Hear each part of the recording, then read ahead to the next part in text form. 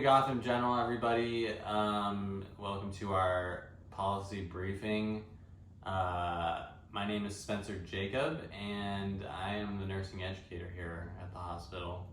My name's Ella Wright. I am a recently hired RN.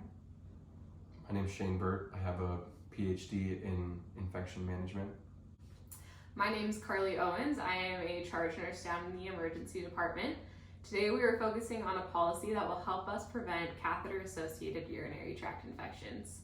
And so we found out throughout our studying that 15 to 25% of our patients during their stay at the hospital at some point have a catheter. In the world, about 13,000 deaths occur each year associated with these catheter-associated urinary tract infections. And so it really is a prevalent issue that we want to tackle so that we can improve the quality of care of our patients, patient outcomes, and also the costs associated with treating catheter-associated urinary tract infections. So the scope of our policy is somewhat broad. It's going to involve everybody who manages urinary catheters in the hospital. So that's nurses and aides, and our policy aims to educate all of these healthcare workers to improve outcomes of CAUTI rates and to prevent infection. The policy that we are proposing to implement is a nursing education program that will help to reduce the incidence of CAUTI in our hospital. There are several different aspects of this that we would like to cover. Part of that is just reducing the incidence of CAUTI in general, and in addition to different patient complications that go along with urinary catheters.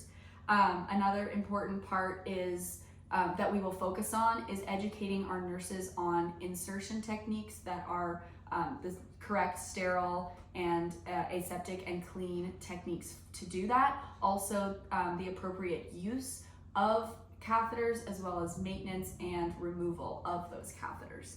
And as we do that, we also hope to improve patient satisfaction and also reduce the cost that goes along with CAUTI and the complications that follow. In order to implement this policy, we will have a 3-step procedure that basically focuses on increasing the education of our nurses, as we've said. Our nurses have already been educated and trained on how to care for, insert, and everything that goes along with catheters to minimize infections, but these principles can be somewhat lost over time. So by increasing the education and the focus on these infections of our nurses, we hope to reduce these rates. So the first step is to empower the nurses. This will happen through promoting their education that they have. It will come through encouraging them to take an active role in it.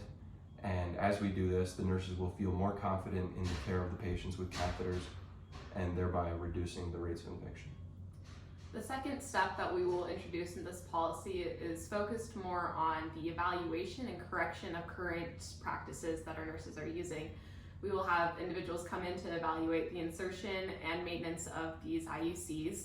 So we will be evaluating their hand hygiene beforehand, the insertion, and the maintenance of sterile field during the procedure. In so doing, we will then be able to move on to the third step, which will better evaluate what areas our team needs to improve on specifically. So after these trainings with our nursing staff, we'll be able to evaluate what areas we're lacking when it comes to CAUTI prevention and catheter placement and removal, so that we can create tools for our nurses to reference, such as tip sheets, so that they can better insert these catheters, care for them, and prevent infection. In addition to assisting our nurses with these tip sheets in their catheter care, we're also going to be monitoring the resulting data. So patient outcomes when it comes to catheter use, and infection rates per catheter days for our patients.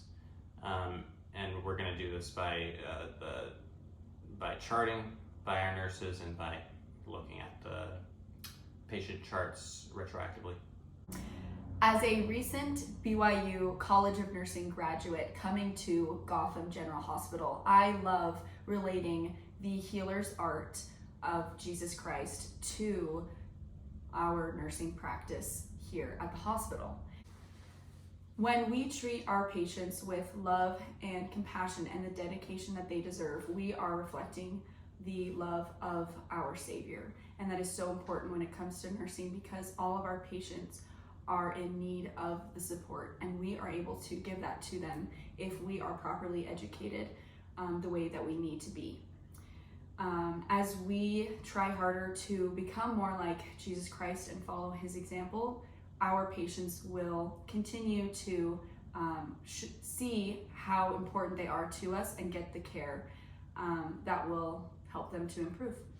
In order to reduce rates of catheter-associated urinary tract infections, there's a lot of steps to the process, and so there are a lot of separate interventions that need to be implemented in order to effectively reduce those rates. Looking at what other hospitals have done, interventions are often bundled together, and so that's what we've sought to do here, is basically increasing the education of our nurses in many areas will cause a aggregation of marginal gains, if you will, and broadly increase the level of care that we're giving to our patients related to their urinary catheters. So as we do so, as my fellow colleagues have said, reducing these rates will increase the patient satisfaction, it'll increase our nurses' confidence, and it will decrease the burden on the hospital system. So we're excited to implement this program, and we're also excited to see our rates of urinary tract infections go down related to these catheters, and we hope that we have your support. Thank you. Thank you. Thank you.